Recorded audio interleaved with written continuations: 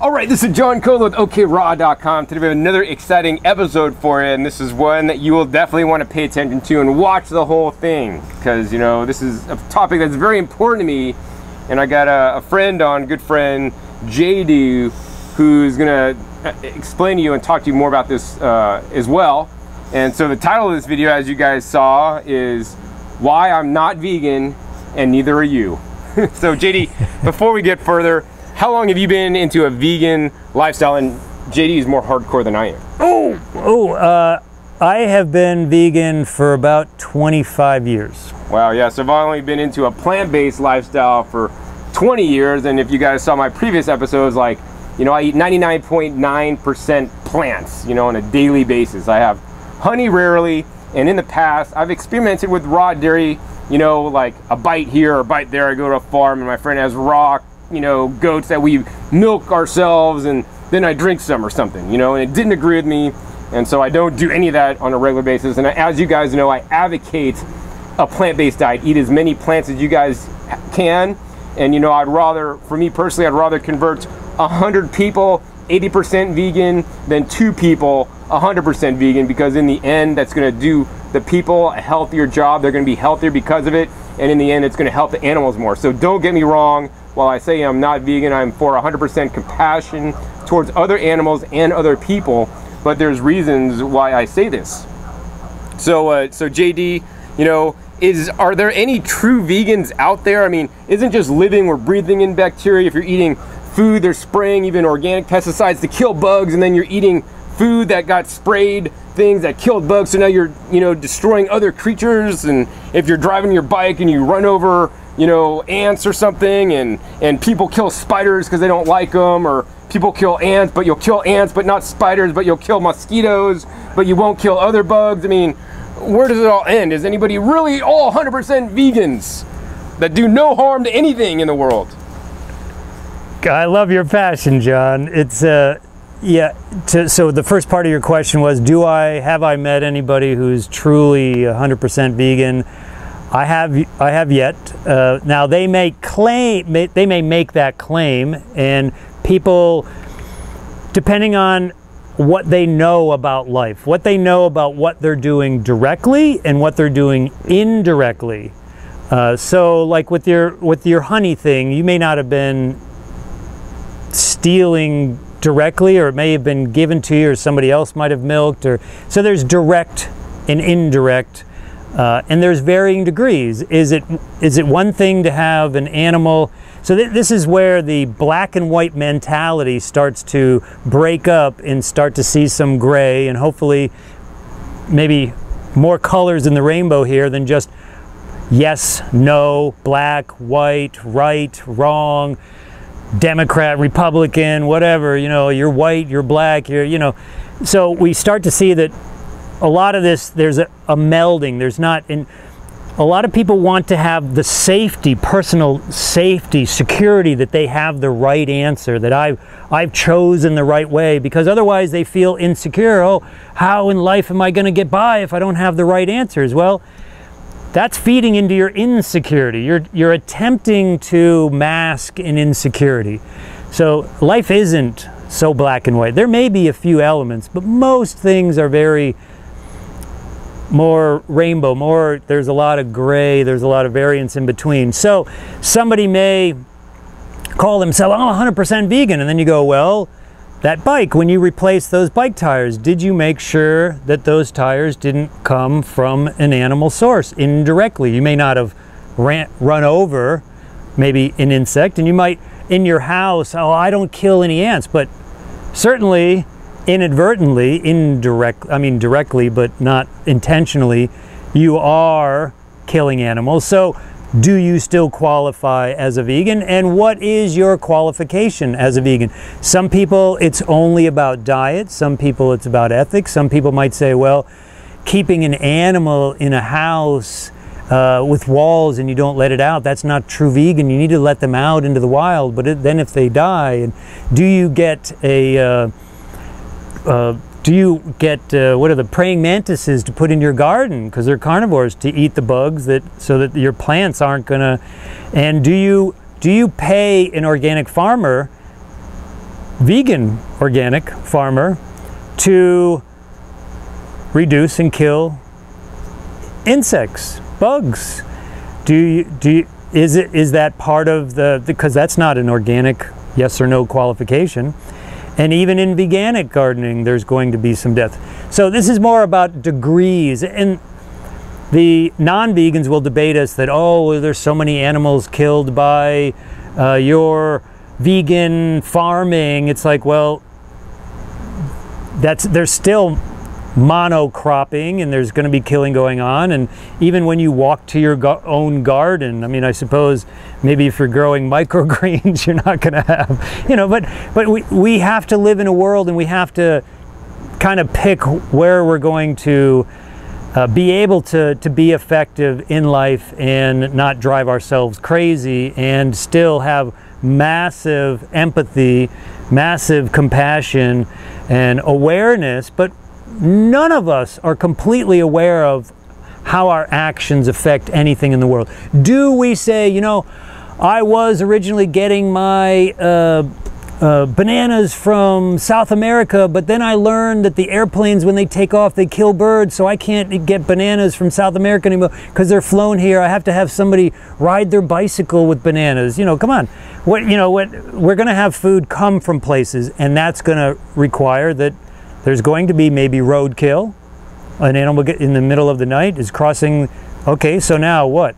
Do you disqualify that load of bananas as no longer vegan? You know, they have to keep a log of, did you hit any animals on the road? But, you know, so where do you draw the line? And there needs to be an acceptance in the vegan community so that we don't infight, that people are at different levels of information, different levels of awareness, different levels along their path. There is this fight that you need to be, you know, an abolitionist or a welfarist, and the two, there's nothing that the two can learn from each other, and you have to be on one side or the other. And that's really a false dichotomy. It's a fallacy that there's only two choices. It's only this or that, when there can be multiple choices. You can pick. You know, I don't like that one aspect of the abolitionist approach, but I like all the rest. And I have a see, they'll call people that, and I've asked people numerous times, I go, so they want all these organizations to be absolute, they have to switch, you know, it's like the analogy is with slaves. You have to, were you an abolitionist or are you welfarist? They treat the slaves better. Well, some people you approached, you know, and that was your foot in the door. Hey, you know, if you provided, maybe if you didn't, you know, mess with them sexually, maybe if you didn't abuse them so much, maybe if you talked to them this way, and that was the foot in door to say, hey, you know what, I start thinking of these slaves more as a human. Because the human mind doesn't, it's not a light switch. It doesn't go, one day you're vegan and the next day you're not vegan. You have to go through a number of steps, mentally, something. You don't, all of a sudden, you're 100% vegan the next day. It's more of a dimmer switch. And this is very difficult for people to understand, because they want to be, most humans are driven by a social unity, community, and this is why a lot of people have a difficult time moving away from their meat eating habits, because most of their social network is that. And they will, it's a monkey see, monkey do. I mean, you can look all through society and see that most of our behavior is mirrored.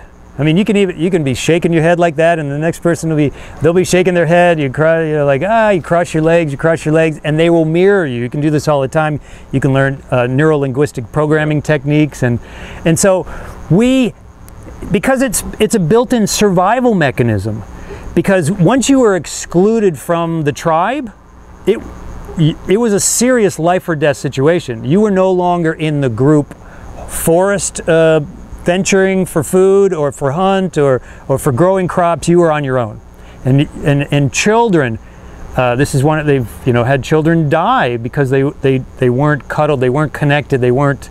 We even have oxytocin in our blood. That's a hormone that gets it's a bonding hormone. That so people feel that if they have to join one tribe or the other, and they can't have, and that really just speaks to them not being completely secure with, hey, you know what, there's some things I agree with John, believe it or not 100%, and yet we're still a community here. And we don't have to go, hey, put your gloves on, let's go at it. Might mentally have a few things, hey, this is my opinion, but it's really the infighting that's a major part of slowing down the plant-based vegan movement. And there's been some suggestions that, oh, we need to unite with all these other organizations. And I think if they saw how attractive we are, how empathetic we are to all kinds of people, non-vegans, vegans, all of us, not all of us, most of us were not vegan. And we are on a gradual scale to learn more and more about, I never thought about that. The insects, John, when you mentioned that, are they killing the insects on my vegan food? I don't know. Do they just go out there and squeeze them, to kill them off? Even if Mary, who I buy the organic produce from, how do I know she's not out there using soap so that the insects die? Hey, it's not vegan anymore. So are you aware of that? Is that something you go, oh, wait a minute here, now I have to, what do I do if my microgreens start getting white flies? Do I, go, are they sentient beings? Where's the line now? Am I crossing the sentient being line, or they're just non-sentient and I can wipe them out? What do you think? Yeah, those are definitely big questions, and I really want to encourage you guys to think. This is my 20th year on being on a raw vegan diet, and while I say I'm not vegan, it's because of these small inconsistencies. Yes, I eat some honey maybe once a month, but more importantly than if I'm eating honey or not, whether I'm vegan or not, it's whether I'm thinking about how the honey was produced, right? I do not buy honey out of the stores because those are probably produced in really crazy methods, right? The bees are shipped around on semi trucks to pollinate crops. So if you're eating almonds, they used enslaved bee labor to pollinate the almonds, and what, 70% of crops are grown need the bees, and the bees are being devastated. One of the reasons is because of the mass industrial farming system. And so I like to get locally produced honey, and hopefully the beekeepers are being more sustainable and being nicer to the bees. A lot of honey is stolen from the bees, and then the bees are fed sugar water, whether that's a GMO sugar water or corn syrup, and then they take that in, and that's what they're given to live on, which is not healthy in my opinion, and then they regurgitate that into the next batch of honey. So it's very important, if you are and do choose to get honey, is to know where it comes from. So my goal is to keep my own hives so that I will only harvest a little bit of honey when the bees have a lot, because the honey is for the bees, it's not for us, right? And also I believe that concentrated sweeteners, whether it's honey, agave, maple syrup, any concentrated sweetener, we should not be consuming in any large amount like most people are consuming far too much. The best sweetener on the planet, fresh fruits, right? The next best sweetener after fresh fruits, dried fruits, right? So get a local honey, know the source, raise it yourself, treat the bees compassionately, and just have a little bit, because we're not really supposed to even eat these processed sweeteners, honey or otherwise. So another thing, JD, I really want to get into is, there's all these different, inconsistencies, and anybody could pick out anything. I'm proud enough to admit that I'm not vegan, by my definition. Now other people may have definitions of being vegan, but by my definition, because I eat honey and whatever, smush some bugs in my garden, so that I could grow my own food, which is more sustainable than what you guys are doing, because I probably kill far less bugs than what the produce that ends up on your table that you bought through, on major monocultures that aren't doing it in a more biologic fashion, that don't have high quality good soil that grows healthy plants that are going to just resist bugs in the first place, right? I'm doing the best I can here. And also, I try to educate people about eating more plants and not eating animals, and being more compassionate, whether that's to animals or to people. As you get older, hopefully you're getting more wiser, and there's this, intolerance of anybody that's not vegan online by some people that teach online, which I think is not vegan, when there's this intolerance and people are just outright mean because you know, nobody's perfect. I mean, that's what it comes down to. Nobody's perfect, and I want all you guys to do the best you can. So JD, what do you mean you're not 100% vegan? Oh! You're my vegan friend that's all vegan, right? And you run vegan groups, you know, yeah, and all you run that. vegan groups. You Yeah. educate people How about could you? how to advocate for vegans and get more people to turn vegan. And They're gonna have to send me away to the non-vegan island and thrash me and teach me a lesson. So go ahead, teach me a lesson. You know, we got from the bike store inner tubes that we were going to use we were testing out to use for wallets, and so they throw them away. Bike inner tubes, but we didn't check if they're vegan or not. We don't know. Oh, you're not vegan. You know, you made this little pouch for your son and for pencils, and that bike tire wasn't made with. You didn't check it with vegan. You use fossil fuel, don't they? Don't they go into the ground and they wipe out an area, and don't they pollute, and they have spills and all that, killing all that wildlife and, you know, getting them sick, and then dig into the ground, leave these big holes. Don't you use energy from the electric company? Where do you think they're getting that from? How are they burning that gas? Where are they getting it from? In order for me to be here, these clothes, you know, this is not organic cotton, and even if it was like that, there's dyes on it, and those dyes, once it's put in the landfill, might kill microbes because they're toxic. So, and the polyester threads, you can't compost this, even though the cotton material might be organic.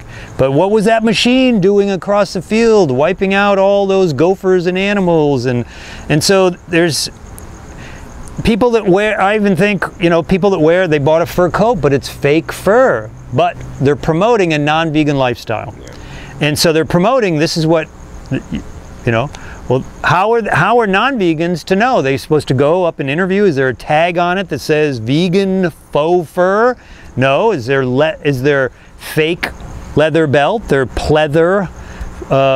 It looks like it's leather, so you're promoting leather. You're promoting the idea of enslavement and all. And your shoes, you bought leather-looking boots, whether they're smooth or they look like alligator or something, but they're plastic. So what? I mean, that's for you, selfish you. Yeah, that's for you. But now you promote it. Oh, I want to have boots like her. And so you're promoting this idea that, and do they go and interview you? People that see you walking on the street, is that your promotion of a vegan lifestyle? You know, what happens if you have leather shoes when you are not vegan? Do you throw them in the landfill? Is that what being empathetic and thinking about that cow, is that where it would want its body? Or say, well, maybe I'd like to be used. Maybe I'd like you to finish out the life of those. Maybe I don't want you to use, because now you're promoting leather. Maybe if you give it to the thrift store, they're going to throw it in the trash. A lot of things at the thrift store end up in the trash. People don't realize it doesn't all get sold. And is someone else going to wear that and promote and show off that they have leather shoes? Now you're helping someone was in your closet, but what are you going to do? So there's not like this black or white. This is the right, this is the wrong. So there's all kinds of things that are in our environment. Is like John had mentioned, the bees that pollinate. You know, did you meet the person who drives that truck around with the bees? You know, there's people that actually travel with bees. How many bees are being killed in this transportation back and forth? There's people for hire that will go, they're pollinators, they take their bees around. How many bees died in that process? Is that vegan? You're buying vegan, you know, what you think are vegan almonds. Is all of your food veganic? I don't know. I mean, how many foods do you know of that are veganic that you're buying? So are you 100% vegan? I doubt it. So I hold myself lower than a Jane, you know, and somebody who does it, who's trying to transition my life, who's trying to connect with people who can educate me to, well, make oh, that's, you know, I didn't think about that. I didn't think about the faux fur that I'm promoting it. That's an interesting idea. It wasn't my idea, someone taught me that. So I'm not 100%. You know, gee, you know, I sure would be nice, but with all the parameters, because veganism isn't just about what you put in your pie hole. It's about a lifestyle. Unless you're a health, what we call a health vegan, people refer to beyond just the egocentric, just yourself, selfish. It's just me, and that's what's called either an egocentric or a health. It's just about me.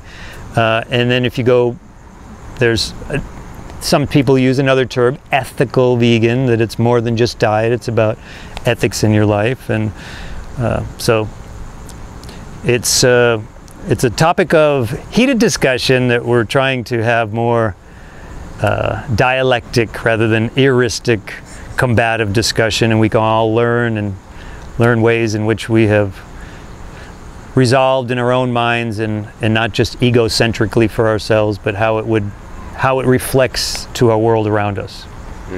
Wow. I mean, here's another way that I figured I wasn't vegan, right? My girlfriend made me aware of this one, JD, not joking. She didn't want any non-vegan condoms in her.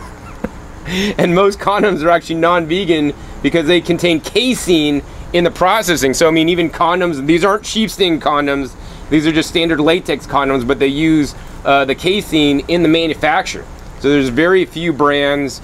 Sir Richard's, I think, is one of them. They sell them at like Whole Foods.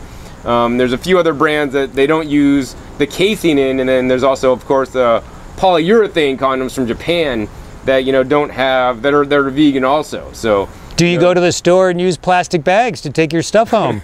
Because they put a slick product so the bags don't stick together, and that's not vegan. Oh man, there's so many different things. I don't know if anybody's even really vegan. So we're trying. I mean, that's the whole thing. We just need to do the best you can. Do the best you can. Be aware about all these things and try not to use the products that aren't vegan, right? Yeah. And support things that are more natural and you know, and reuse things if they aren't vegan and you already own them, instead of getting rid of them, because I think that's much more important. So what are your thoughts on like, you know, if you already had leather shoes or, you know, a leather jacket? You talked about, you know, promoting these things, but what if you still have those and you're vegan and you still wear these things? I mean, is that good, bad, right, wrong? I mean, you're gonna be, you know, penalized by the vegan police or what?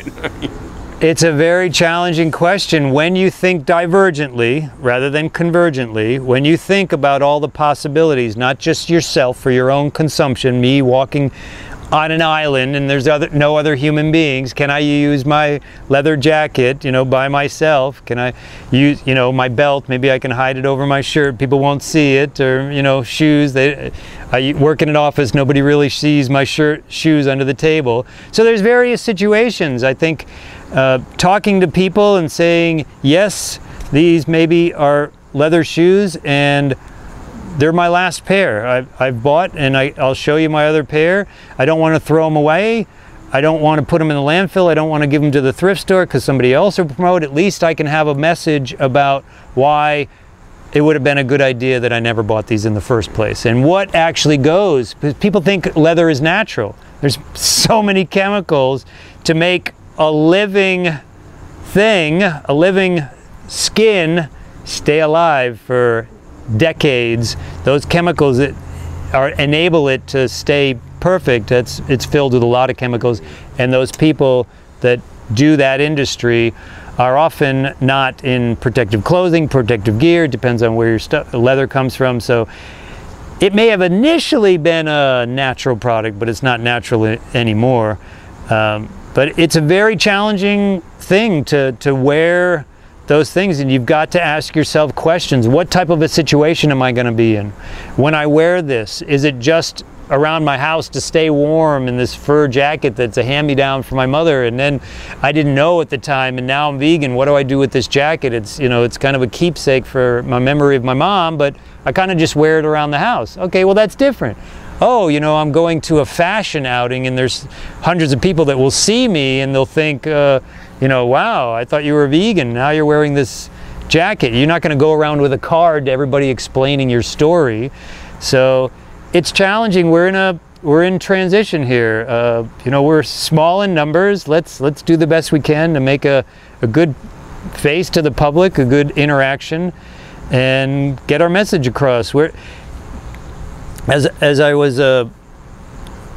explained to people, so it's not a do nothing or do everything. The non-vegan might say, oh, well, so you can't be 100%, why bother? It's like, well, you know, the person walking on the beach throws a starfish into the ocean. Well, I made a difference for that one. I can't maybe save all the starfishes on the beach, but I can do what I can. I see someone in a violent situation, they may be being abused or something, maybe being raped. Can you stop all rapes in the world? No.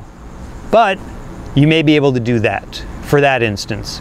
And you may be able to stop that person from doing it again, the ripple effect, by how you interact.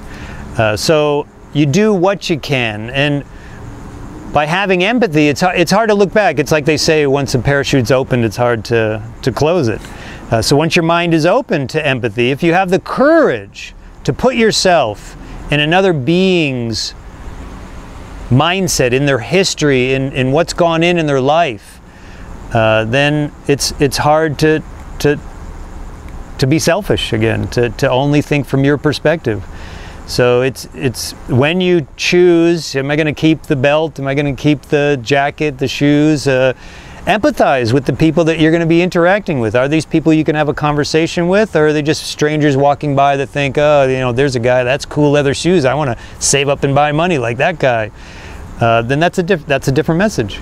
That's in your, you know, how can you use this to the empathy advantage, to the vegan message, to the non-violent way of interacting in the world where you do what you can to have as many people win. You know, Gandhi could have said, well, geez, I can't free every Indian, I can't, you know, so why even bother? Why, you know, I mean, any kind of social movement, I can't free all the slaves, why free one? Why, all the, you know, we're doing what we can. We can't, oh, I can't get everybody to be a home gardener, so why even bother putting up 1,800 videos? You know, why should I even start? Just go crawl back under the rock where I came from, you know. Not that that's where you came from, but you know the analogy.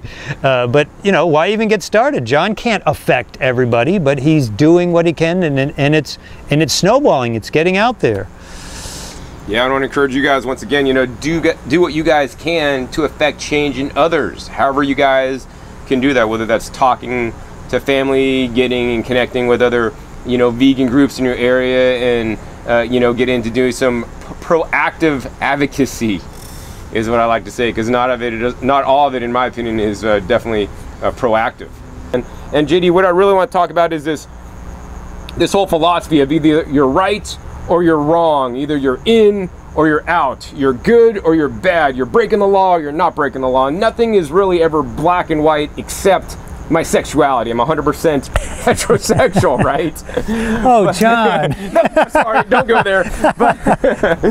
But everything in life it's about a gradient. It's like, think of that gas gauge in your car, right? The gas gauge, it's either full, it's not full, or it's not empty. It could be somewhere in between, right? And that's how, you know, being a vegan is, you know. You could be mostly to the full line, but you're probably never there, because, I mean, in his 25 years, he's never met anybody 100% all vegan, because, you know, there's always something that's going to happen. When we got these lights up and, you know, there's bugs on the lights, and maybe bugs get too close to lights, and maybe making this video, we're not vegan now. I mean, how far do you want to take it? But it's this thought process of either right, wrong, good, bad, and I think it's what's called divergent or convergent thinking. What does this mean, and how can this benefit my people by knowing about it? Because I'm only making this video to raise your awareness, to get you guys to think for yourselves instead of think in the box, think out of the box, think differently, and get some education that, you know, most people are not getting in this life, because we're all want to be taught to be in the box, to follow the leader, and not think for ourselves. And that's one of the worst things, in my opinion, you could do in your life.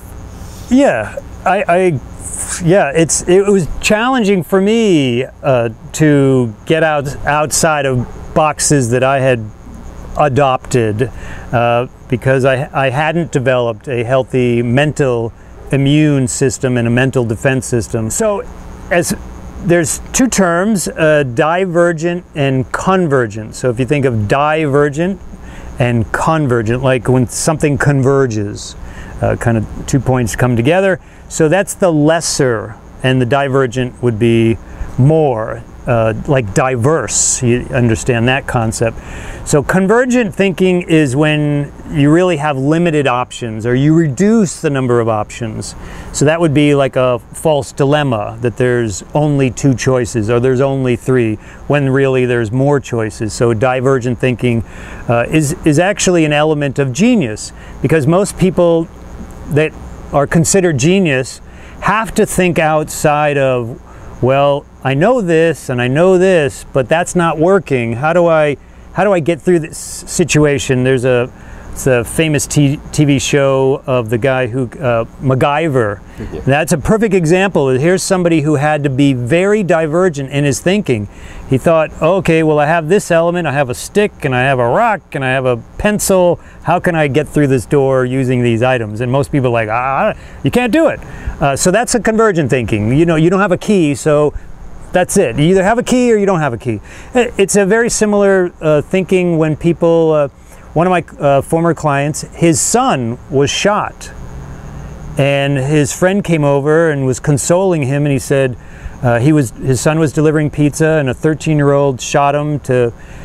He was supposed to be giving him his, give me your money. It was jerk the pizza event where they call a pizza guy out and it's a fake deal and they try to get his money.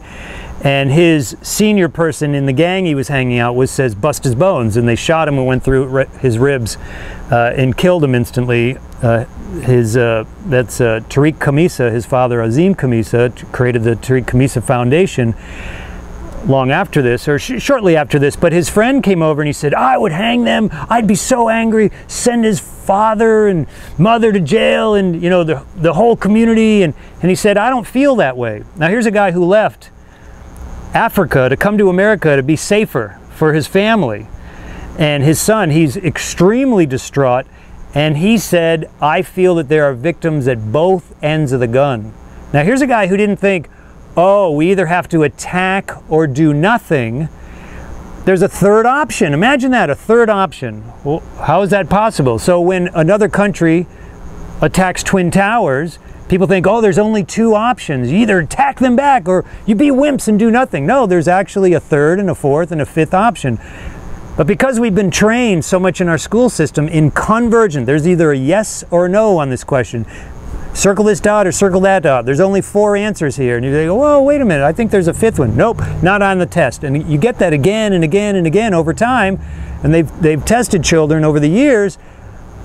Divergent, almost 100% of the population of the children they tested, and over the years it shrunk and shrunk because they continued to believe that there was so few options. You mean, could I learn math and recess at the same time? No. There's only one option. You're either in math class or you're not. There's only 2 options here.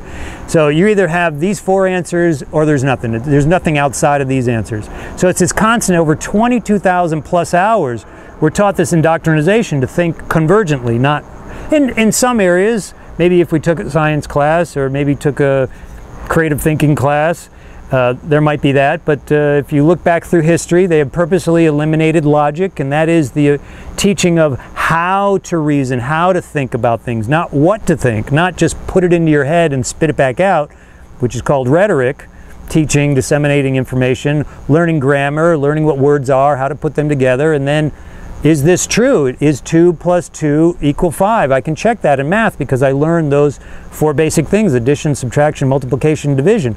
That would be the logic part of math. And if you didn't learn the logic part in learning about how we make claims and statements, which are called arguments, but not argument in a debate sense, just how we put a premise and a conclusion together. We say this and this, so therefore equals this. I believe this because of these premises.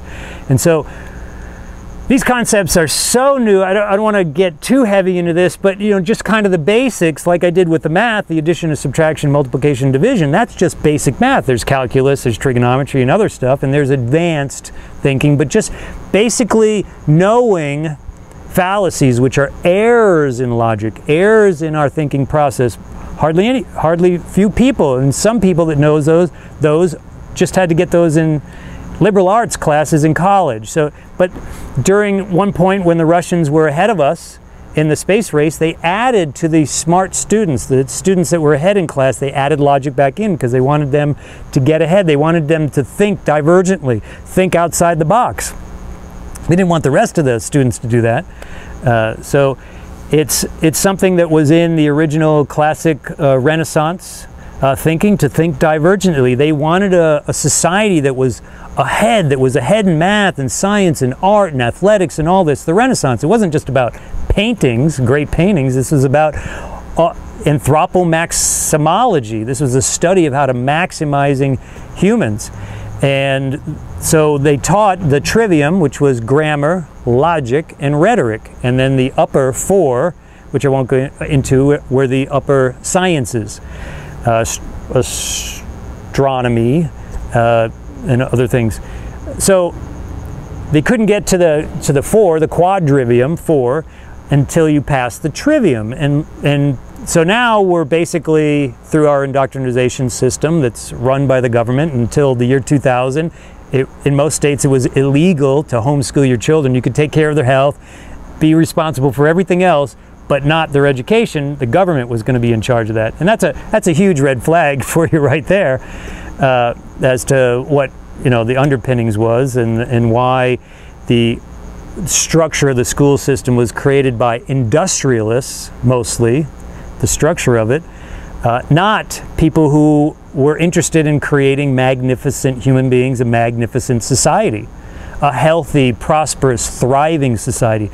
This is all about job. Who are you going to be when you grow up? What is your job going to be? Job, job, job. Do your merit performance, do your outside performance. Feel horrible as a human being, but have all these external measurements, your grades, your money, your jewelry, your costumes, and yet you feel empty inside. So this is, you know, if you feel empty inside, you went through probably 22,000 plus hours in the school system learning convergent thinking, and you feel trapped.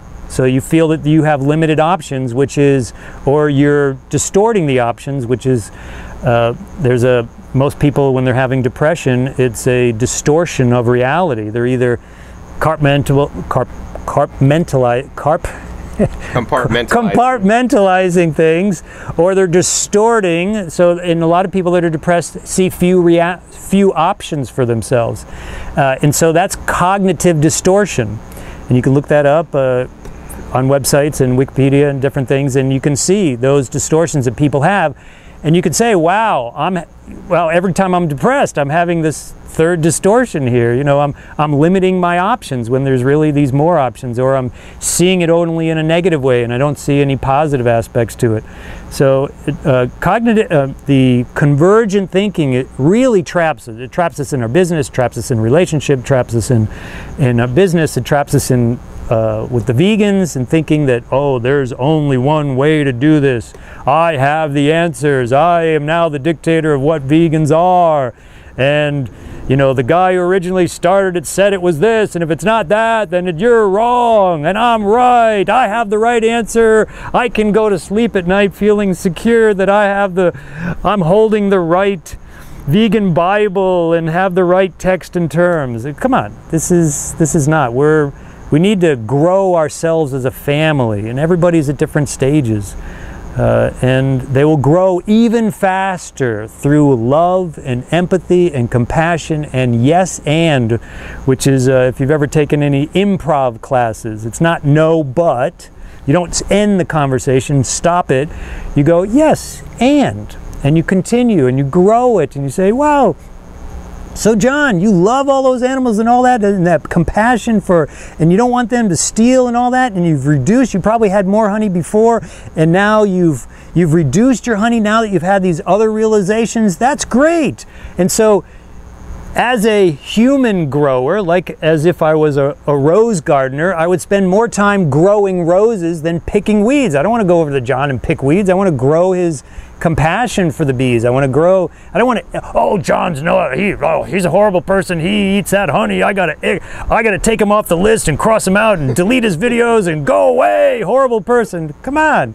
We can all learn. And John, you know, will educate me about, say, hey, JD, did you know about this? Oh, you know, I know, I didn't know about that. How come? That's good to know. Thank you, John. Yeah, so we're all helping each other. Yeah, at the same time, JD will educate me about convergent and divergent thinking and all these other more esoteric things that I don't really get into normally, but also educate you guys because it is important to me. I mean, as a child, I was in a GATE program or MGM, mentally gifted minor, so it actually taught me at a young age to think out of the box. And I believe even above being vegan or into raw foods or whatever, you guys really need to start thinking outside the box so that you're not as controlled in certain systems, whether that's a vegan system, whether that's in our raw system, whether that's in our political system, whether that's in our consumerism system, right? And that's what I really try to teach in my videos, aside from just the food, a different way of thinking. And you know, I applaud you guys for watching this video, at least to this point, because it lets me know that you guys are interested in, you know, taking your health and, you know, yourself to the next level, to not include yourself inside a box and always look for different options, right? One of the things I strive to do on a daily basis is when something that's maybe not so good to me happens, instead of being pissed off and angry, find a positive benefit, right? You could be, you know, you missed your plane because the stupid people didn't open the door and you were there on time. This actually just happened to me. And some people were really pissed off, the people in front of me, because they missed the plane just like I did. And they were really upset, yelling, and I'm like, there's no point in yelling because that's not gonna help you get your way. And, you know, and they really needed to get back and all this stuff. And I just like, okay, you could be pissed off, or you could just be like, you know, not do anything and just like brush it over, but still not be happy on the inside about it. Or you could just be like, find a reason why you're still here. Well, maybe the plane was gonna crash and I'm not on that plane, so I'm not gonna crash with it. You know, or maybe I needed a day, you know, in my location here to like chill out and hang out and fast more and connect with my girlfriend, since I'm not gonna be on a plane tonight, you know? I mean, and I want you guys always to look for options, right? Don't just like reduce and look for one option or the other, right? And that's why I make these videos for you guys, and to provide you guys options. All my videos, over 1,900 videos now, you're always gonna learn something from my videos. And whether you wanna implement that in your life or not, that's a whole nother topic. And, you know, the next thing I wanna talk about is, you know, that I'm not 100% raw either, because just like being vegan, you know, people that claim they're 100% raw, in my opinion, they're lying. I mean, actually, I met one guy in all my time. I truly believe he's 100% raw vegan because he has 10 acres in Hawaii. He doesn't like to leave his house, and he grows like the majority of his food, or all of his food actually, fruits and vegetables, and he just eats out of his garden. He doesn't even like other stuff, right? So, I mean, and what percentage of the population is that? Yeah, like nobody else really does that, honestly. So, I mean, and I'm sure he's eating like, you know, organic produce that bugs have probably been killed. So he's probably not even all vegan, but, you know, but he's all raw, I think, for the most part.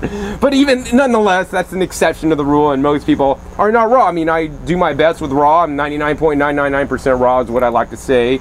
And in the olden days, you know, I don't know, 18 years ago after a big breakup, I had some baked potatoes. They're still vegan. But I didn't feel good after it. And I learned that if you eat baked potatoes, John, you feel like the next day when you wake up in the morning like a truck hits you and you don't have the high level of energy. You're just not engaged or active or excited about life. And I just didn't like that feeling. So, you know, I always want you guys to learn from, you know, your experiences. I don't want to call things failures and successes. I want to call them experiences, and you could always learn from your experiences, even if it's maybe not the positive one. So JD, what's one thing or one technique that somebody could use to break themselves out of the box, to look at more options than just right, wrong, vegan, not vegan, good, bad, raw, not raw? And, you know, you could have gradients. Like, you don't need to be 100% vegan or 100% raw, in my opinion. Do the best you can, get to the closest that you can, but be conscious of the decisions you make in your life. That's the most important thing. Yeah, just to go back for a second. So Tariq Khamisa, after he realized that there were victims at both ends of the gun, and what that meant to him was what kind of a society would this be that would foster a 13-year-old and have him shoot another human being? And so he thought that kid was a victim. And so he's actually been trying to get, he was tried and convicted for that age as an adult in California. I think it was one of the first ones, or the first one. And he's been trying to get him out of prison and have him part of the organization he created to work with gang members to get them out of gangs, to teach them that there's other ways to getting what you want in life, other ways to deal with conflict, other ways. So that was what I would call the third option. And so what people can do, it's really challenging in a world that most of us grow up in to not think about what we think about. And a lot of our thoughts can be very scary.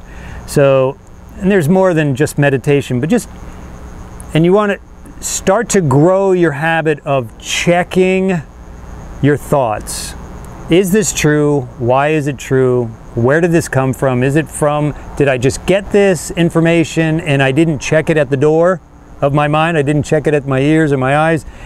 Is it true? Is it, you know, simple things like most people believe that they landed on Plymouth Rock. They didn't land on Plymouth Rock. It's somewhere else. But that's what's so, you know, there's so much of this stuff that we believe, but we didn't have the defense mechanisms, the checking mechanisms when it came in. And so at this point, a lot of the stuff that we're thinking and saying is just going out because it came in. It just came in with no bodyguard at the door to say, well, we're going to check this belief. I'm going to run, you know, on the internet. I'm going to, you know, verify these facts. I'm going to check. And so just that alone will move you and say, wow, am I really only thinking about two options here, vegan, non-vegan? Are there really people that have gradually improved? Are there some people that call themselves vegan and maybe they're not aware that, you know, their occasional fish or maybe drinking milk every now and then is really not considered? Should I attack them, get out my weapons and attack them, or just say, hey, you know, here's an opportunity that I've learned something along the way. I'm a little farther maybe in that path. And I can say to you, you know, this is why I would consider that the fish or the meat I would kind of disqualify my degree of veganism, and I can share that with you. You know, like the saying goes, you can attract more with honey than vinegar. And so just the basic concept of, like, you would open up your refrigerator and you would check the food to see if it's moldy before you put it in. So you would check things before you eat at a restaurant. You go, oh, that looks kind of weird. What is that? Or so you're checking things at the grocery store. Oh, that looks like it has some rotten spot on it. So we're checking things. We're checking. Maybe we'll buy some clothes and check. Oh, this one has a rip in it. You know, or this. So when we bring stuff into our life, we're going to check it. So again, what's already in here, it's challenging and it can be a lot of work, but it can be very simple. Check it before it goes out. Check it before it's spit out. It's written down. Check it. Write something down. A lot of people, I've gotten in the habit of, they'll send an email, but put it in the draft box and think about it overnight. And then read it again and go, wow, you sound angry, dude. wow, yeah, let me change this. Like, it can give you a little time and space to go, how is this going to be received? So that's another, not just, well, I don't care what people think, because we're all emotional, mental beings. We need to be able to see how we receive things and give things. Is it a gift or is it a weapon? Are you not vegan as my weapon, or you're not really vegan as my gift? Can I share some things with you? So checking what's in there can be challenging, but as it comes up, we can check it. Check it at the gate. As the saying I learned from, I believe, was Jim Rohn or Zig Ziglar, make a checkup from the neck up. Awesome, awesome. So what I want to talk to you next about, JD, is, now you consider yourself vegan, is that correct? I consider myself almost 100% vegan. All right. So what is your definition of vegan then? You know, for everybody out there, because I mean, you know, in my opinion, there's no true vegans, but what is a vegan, or what are some of the qualities of a vegan that a vegan should have, if you want to, you know, put a label or what somebody should do. I mean, I think there's really, it's more about the attitude of being a vegan, or what you really want to do in life, or what you're moving towards. Like, I definitely, you know, as you know, if you want to call me a vegan or not, I would consider myself a kind of vegan, but extremists wouldn't call me vegan. I mean, I'm 100% for not eating animals and not killing animals, number one, right? That does not need to happen, right? Well, I want to also live with compassion. I think that's something also that's very important. And what are some other things that are important, you know, that vegans are thought of, traits that vegans are thought to have or should have? Yeah, it's, I'm sure I have it written down, and I've edited it, and I have the right words in the right order, and the grammar's correct and all that. For me, it's about empathy. And empathy gets often confused with compassion. And they are as similar and as different as John and I are. You know, we're two separate people. We have some similarities, but we're different. And the differences is compassion is more, I'll use John as the example. I have compassion that John is challenged by certain comments online, that he's, you know, he's this and that because, you know, oh, he's not a vegan 100%, and so whatever. And so empathy, so that's me thinking about him. Now, the empathy part would be me being John. Not thinking at John, but me, well, how would it be for me to receive those types of comments? Being in John's position, not from me, how I would receive them. Thinking about, well, John grew up this way in life, John's this kind of a person, John really wants to help people, and it may he's like, wow, I just want to help people, and somebody wants to give me these kind of comments. So I'm trying to think from his perspective, not me in him, but from his perspective. So the same goes for animals. So as this cow is having a baby and looking at her baby, and you know, and she's connecting with her baby, and it's having a bond, and her chemicals in her body, and she's licking it and cleaning it and standing next to it and feeling good. Wow, you know, I have this little baby. And then someone comes along and says, hey, you know what? I want your baby. I want to make it another cow that's going to produce milk, or I want to eat it when it's young and its muscles are soft, and, you know, slit its throat and boil the blood and do whatever, you know, have some sacrifice or do something. And so as that cow, how does that cow experience that thing that's going on? And that's empathy. Compassion is you're thinking about the cow. Empathy is, what would I do as a cow in that position? Not as a mystical, I'm superior and all the other non-Homo sapiens are less than and can be slaughtered and done with however, but it's me stepping out of myself. And that can be a scary thing, that can be a courageous thing, to get out of yourself, to think about when you see someone, a human, an animal, you see a dog being beaten, you're thinking, oh gee, that dog's being beaten.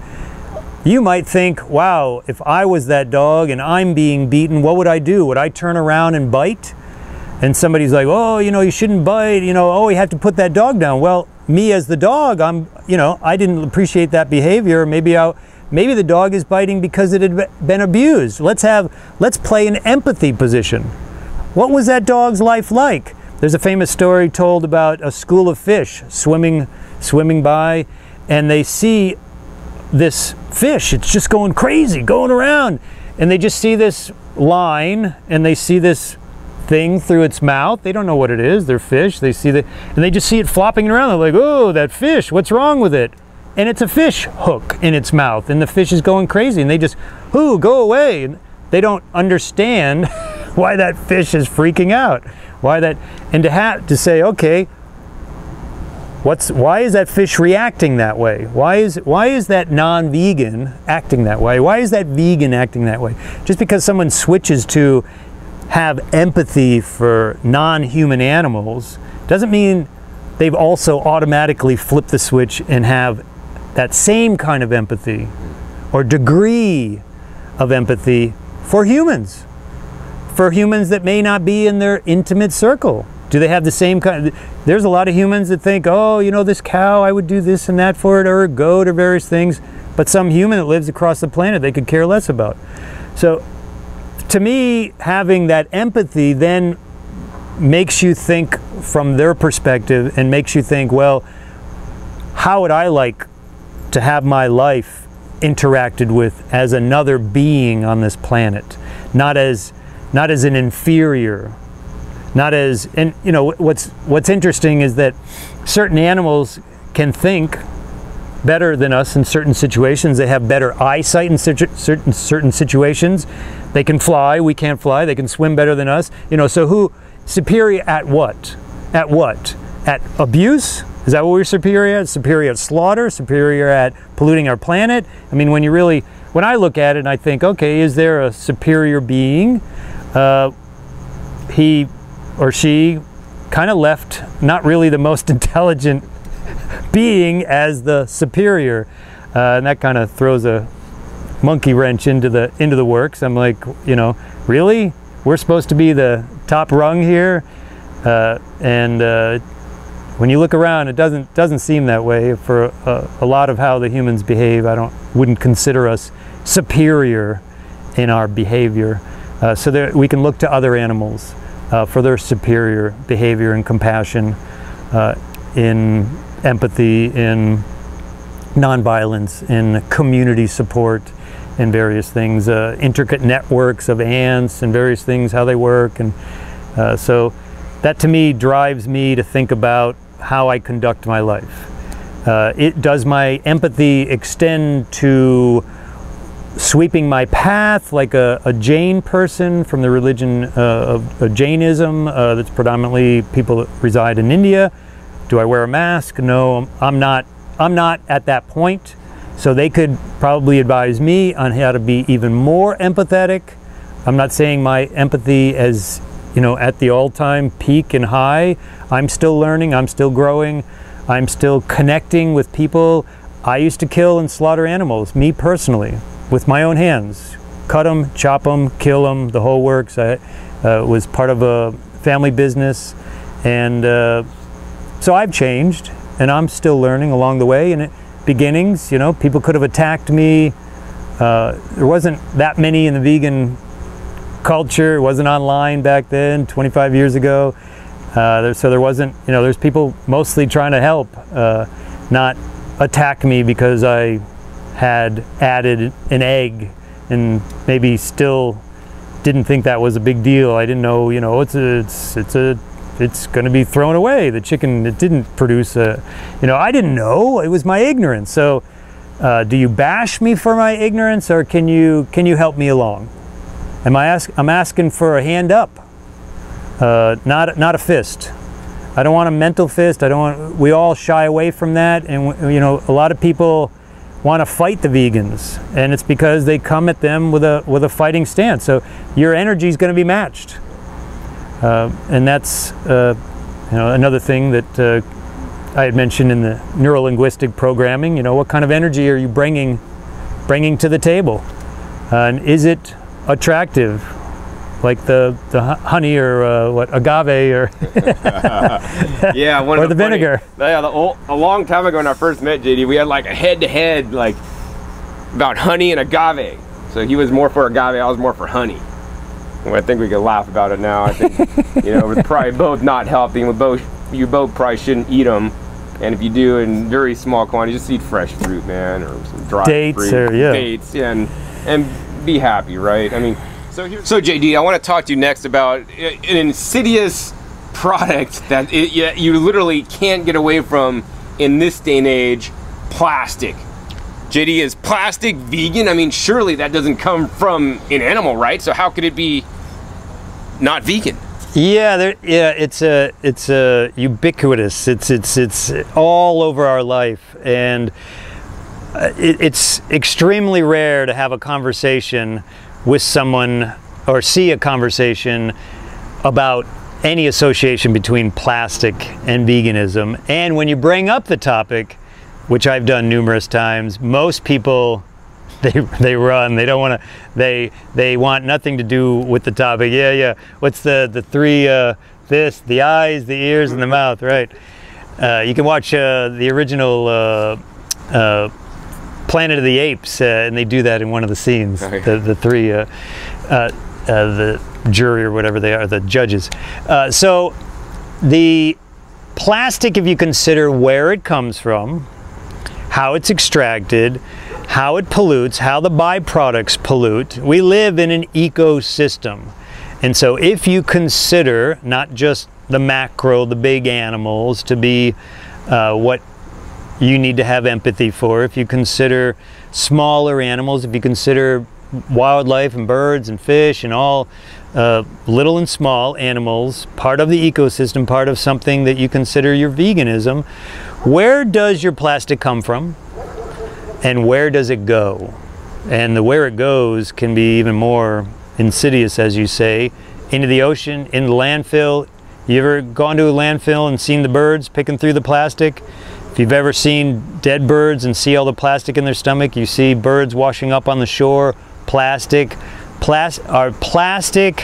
and I'm just talking about right now just the solidified plastic, just the hard pieces. I'm not talking about the lint product that comes off in your laundry, that comes off in your clothes, that microbes and animals have to eat in their, maybe the water that they're drinking, or the, so not just the products. And so the chemicals that go into that, most plastic manufacturers are not going to divulge what's in there. They think it's a secret recipe. They also know if they divulge it, that the public will have an outcry against it.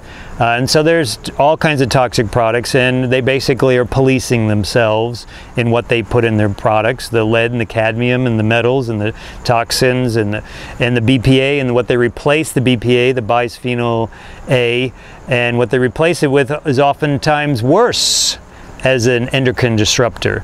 So that's considered part of plastic. And so what happens when we have a gyre, they call it, larger than the state of Texas in our Pacific Ocean that the animals are feeding off of, and it's not just floating, it's breaking down into microscopic particles that are now in our food chain, that are now, you know, in the bottom of the ocean. It's a soup. That's us. What are we doing to those animals? That's plastic that we are not taking care of. And I believe the figure is less than 5%. Even if we recycle this number 2, number 3, number 5, whatever the numbers, and we put it in the bins, very little of it actually gets recycled. And a lot of it is one-time recycle. It's not like they can recycle this plastic over and over. Sometimes it's only a one-time recycle. So that's a huge category that people see their food and it says on the packaging vegan. Well, it's in a package. What are you going to do with that plastic now? And you buy all those special raw food, nuts, or, you know, mix in a plastic. I mean, that's thick plastic. Where's that going? That's not recycled. There's no recycle label usually on that kind of stuff. And it's really challenging to think, you know, for a lot of vegans that for themselves to take an assessment and go, wow, here's a huge part of my life. I'm involved with a lot of plastic in my life. Throwing it away, you know, not consuming it, but having it as a consumer in my life. And I haven't considered what's it doing to the animals. That's a huge kaboom. And that's something that a lot of people don't have the courage to take a look at, take the courage to take a step. You know, how many times do you go to the grocery store and you take the plastic bag and you think, oh, I'm just putting it in the recycle bin? Why are you wasting that? You know, Gandhi tells us, Arun Gandhi, a nephew of Gandhi's, tells a story, the forward story to a book called Nonviolent Communication, about how he went to Gandhi and said, can I have another pencil?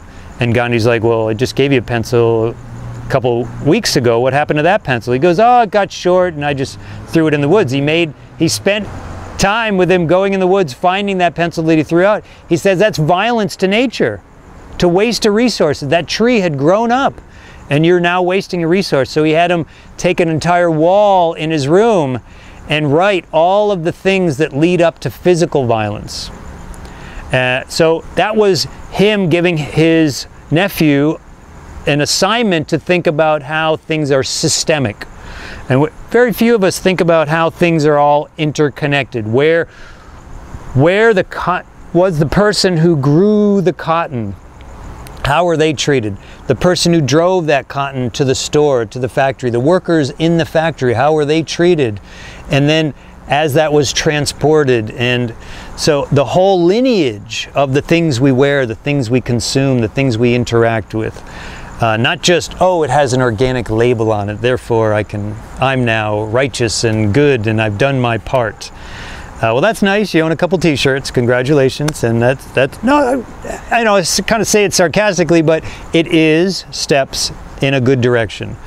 And that certainly by buying organic, you know, you've reduced, not eliminated. Just because it's organic doesn't mean there's 100% elimination of herbicides, insecticides, fungicides, pesticides that eventually lead to human sides. But just because you've done that, that's a step in the right direction, but they may at times are allowed to use pesticides. So we're all progressing. We're doing what we can, and those are great steps. Be great if organic t-shirts had the threads that were also organic, but they're not, they're polyester. Where does that end up? Think about it. And more thinking will get us to better places, not sticking our head in the sand. I'm vegan, I don't want to hear plastic stuff. Don't know, you're gonna throw a monkey wrench into my works here. You're gonna attack me like I've been attacking all those other people. Oh, let me run away. Okay, well, reduce the attacking. Yeah, I mean, I just want you guys to be conscious of what you're doing in your life, you know, whether that's with your diet, with your food, or plastic products, or, you know, get paper bags and I shred them up in my paper shredder and they go into my compost to build my soil, you know, whenever I can, instead of plastic bags. And, you know, once again, nobody's perfect and we're all on this learning journey. And I want you guys on this learning journey to constantly improve what you're doing instead of just staying the same, you know. I mean, that's one of the motivations that I do. It's called CANI, C-A-N-I. It's called constant and never-ending improvement. Whether that's my compassion to the animals, my eco-friendliness to the planet and using less plastic by bringing my bags, or by getting paper bags and composting that and using it on site instead of sending it to the landfill. My garbage can that goes out every week, actually they collect 2 times a week. Most of the times I don't even send stuff out once a week because I don't make enough garbage, right? And so I want to encourage you guys to shop at health food stores and buy things that don't have any packaging, no plastic packaging, you know, buy things in bulk, you know, bring your jars back and get them teared out and fill those up instead of using a plastic bag. And I'm on this journey too, right? I do the best I can. I'm not perfect and I'm aware of these things, and creating awareness is one thing and putting those into action is definitely another. And you know, that's all we could ask for you guys is to do the best you can. And I make videos like this to create awareness about these topics that simply other people are just plugging their fingers in their ears and not talking about plastic and veganism and all these other topics that JD and I are discussing today. So here's the thing, you know, the thing for me is that we're all on our journey. Some are further along, and if you want to even gauge if this is further along than that or whatever, but we're all on our journey and we need to live with compassion and also importantly empathy towards others, right? And I want all you guys to eat more plants and eat less of anything else, whether that's processed foods, junk foods, animal foods, and do the best you can, but continually make progress in the right direction to eat more plants and get the other foods out of your life. And the other thing I really like to say is that for people that still want to eat meat, you know, I'll say this, right? As much as I don't necessarily advocate that or believe it's healthy, I believe that if people want to eat meat, they should raise their own, you know, animals, chickens, goats, cows, whatever, and kill them themselves, slaughter them themselves, so that they go through the process and they learn what the process is. I mean, I, for one, could never kill any of my pets, my pet kitty, my pet dog, to eat them.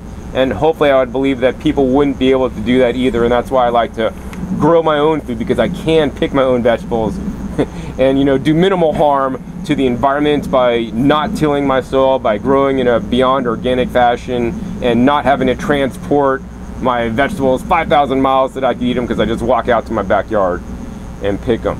So, you know, I always want to encourage you guys to move in the right direction and do the best you can, live with empathy and compassion. JD, this video is getting quite long. Any last comments or words that you'd like to share with my viewers today to help them along with this whole journey, or about any of the topics we've talked about today?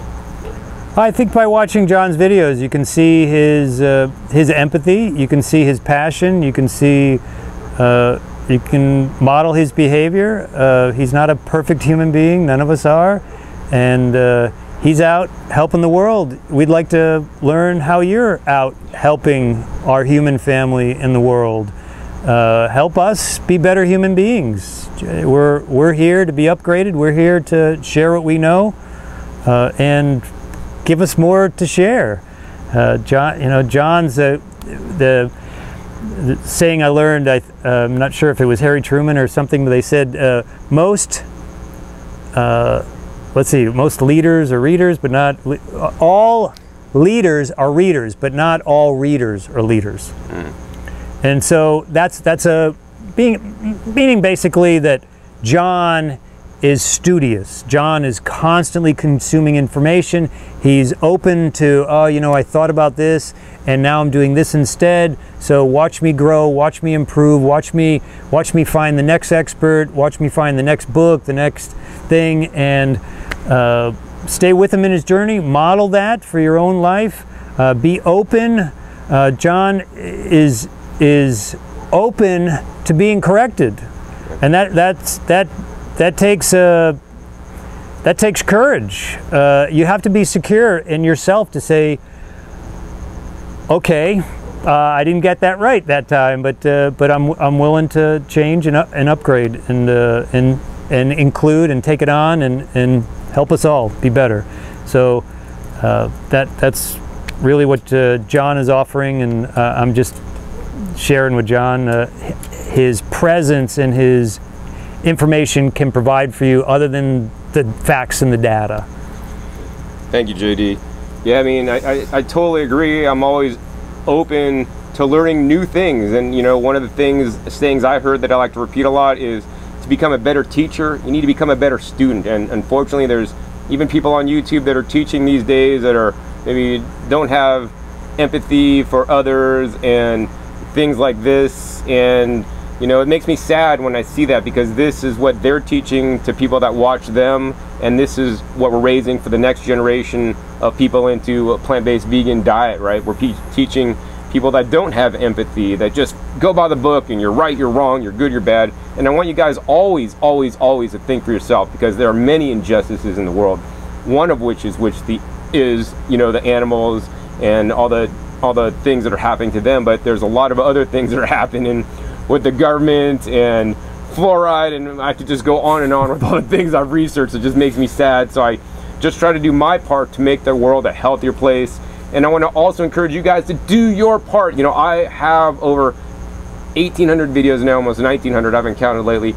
And you know, I'm doing a lot to change the world for the better, how I see it. And I want to encourage all you guys out there to change the world for the better, however you guys can. Whether that means making videos, whether that means, you know, doing a vegan table to advocate, you know, having people eat less animals, whether that means doing things in politics and getting politics changed so that big corporations aren't paying off people to get their laws, you know, for anything about having to do with anti-GMOs, going for even organic and even beyond organic, whether that means growing a garden and teaching others to garden. But I want you guys to make a difference in the world, because that's what I'm doing. And if everybody that was watching this video did that to help change the world, we could change this world a whole hell of a lot faster, because that's what really needs to happen, you know, with all the global warming and all these other crazy things in the world today. And that's why I make these videos, right? It gives me a purpose to live, and I want you guys always to have a purpose in life. So JD, if somebody wants to learn more about you and your human excellence and everything that you do, because this guy, man, he's researched a lot of topics, many of which actually I haven't researched, so that's why I like to have experts on my show to share with you guys all ranges of all kinds of different people that know things about health, about this, about that. How can somebody get a hold of you, JD, to learn more about you and what your work is doing and all this stuff? Yes, so this is one of my businesses, Human Excellence, humanexcellence.com. The website's currently under construction, but I'll have it up soon. And you can find me with my wife's website at ecopeaceful.com. You can find me on Facebook. I started three Facebook groups. One is long-term vegans, because a lot of people have a debate about the vegans can't be long-term. So we have a group of people that are long-term, meaning 5 years or more. It's not a black or white situation here, just a general kind of, you know, people like, oh, is 3 years enough? Fine. 10 years, yeah, that's good. And then Vegan Influencers and Debaters was a group that I started to teach people how to debate. And debate, I don't mean combative. Debate, I mean, I have this idea, you have that idea, let's see if we can come to an agreement. It's more of what's called a dialectic debate rather than a heuristic debate. Not another video, but that two ideas. Basically, the heuristic is combative, I'm right, you're wrong, and the dialectic is let's share and see if we can learn from each other in a debating, challenging fashion, but not a making wrong fashion. And so that's Vegan Influencers and Debaters. And then the new one that I co-founded with my wife and Daryl Elliott is Vegan Influence and Persuasion. So some people don't like the word debate. It's not an evil word. It's actually very educational when it's done right. So we have persuasion as well. And so we teach people the effective advocacy strategies, marketing, website, writing, how to communicate, how to speak, write, all kinds of, it's not just go out and hold pamphlets up and yell at people or have a megaphone and a sign. And so there are, in some situations, more effective strategies than others, and there's science involved in this. And basically science involved in what are better marketing, what are better sales techniques, what are better introduction, get your foot in the door and then slowly, gradually improve. What are human development, habit changing. Most people know that habit change, people have a difficult time changing their own habits. Like, how many people want to lose weight and they can't, I can't get myself to change, and yet you yell and scream at the non-vegans to automatically overnight switch their habit. Or you want to run, you want to exercise, you want to do something. Oh, I can't do it. Oh, I've been trying for years. But them, they could, oh, supposedly if you vibrate their eardrums with enough sounds and yell at them or whatever, then magically overnight, magic wand, they're going to turn into a vegan. Doesn't happen.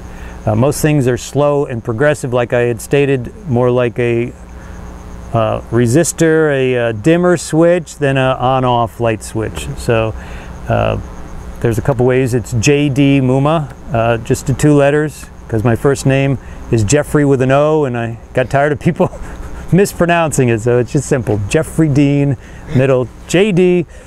That's it. Did you know that? I didn't. Actually, that's something new I learned too today. I learned a lot of stuff. All right, JD. So yeah, I mean, I want to encourage you guys to check those sites out. I'll put links down below, because I think that every vegan should do some advocacy, you know, and that's what the work that I do, part of the work I do with the videos is all my videos, I always promote a plant-based diet and minimizing or eliminating all the animal products, and being more effective at this is definitely a good thing. So yeah, check his sites out. He's a really smart guy. That's also another reason why I'm here interviewing him, and he knows a lot about this stuff and human excellence and getting people to sway their opinion on things and all this stuff. So yeah, very valuable groups. Check him out for sure. And I mean, the final comments I'd like to say, although I'm not 100% vegan or 100% raw, I am 100% heterosexual. And I just do the best I can, and that's all I want for you guys out there, right? I just want that for you guys too, to do the best you can on eating more fresh fruits and vegetables, eating less of the processed foods, you know, animal foods, or eliminating them, and minimizing the cooked foods, and, you know, do the best you can. And, you know, I want to say that, you know, I try to make the world a better place by making my videos, and I want to encourage you guys, especially if you guys are quick to comment and slow to act, I want to encourage you guys to take action to make the world the place that you want to live in, because we are all living in it.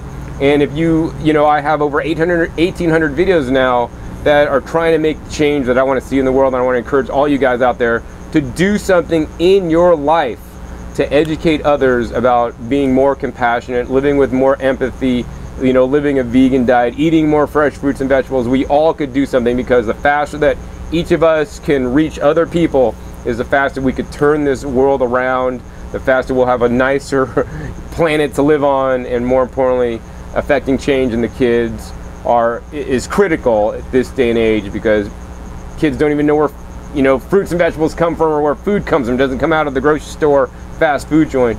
It simply comes from Mother Earth. So yeah, do what you can to make this world a better place. And you know, I want to let you guys know that I'm not perfect. I do the best I can. I'm only human, right? And you guys are only human too, so don't beat yourself up, or don't beat me up when I'm not perfect, because I'm not. You know, my shit stinks sometimes if I'm not eating papayas. Or it's not composted properly. It's not composted properly, yeah. So, in any case, yeah, do the best you can, and I'm glad you guys stayed to the end to watch this, because, you know, I know a lot of people, the majority of people actually didn't watch to the end, and it's important for me to get the whole message out there and to create awareness about, you know, how I think. And this video pretty much summed up my thoughts on both veganism and raw foods, and why I'm not 100% of either, and hopefully now you know why. But, you know, on the flip side, I really am raw, and I really am vegan for most people's definitions, just not mine. All right, so in any case, hope you guys enjoyed this episode. If you did, hey, please give me a thumbs up. I'll come back and visit JD in the future, make more videos with him. Also, be sure to click that subscribe button right down below. I'll be teaching you guys things that you won't see on other raw food or even vegan channels on YouTube. And also be sure to check my past episodes. I have over 400 episodes now, teaching you guys all aspects of living on a healthy, plant-based, raw fruit and vegetable-based diet. So once again, my name is John Kohler with OKRaw.com. We'll see you next time, and until then, remember, keep eating your fresh fruits and vegetables. They're always the best. All right, this is John Kohler with OKRaw.com. Today, another exciting episode for you. And what we're going to do today is actually one of my favorite style videos, where I get to interview a bunch of my friends. As a matter of fact, this one has over a dozen of my friends who've actually been into raw foods for quite a while.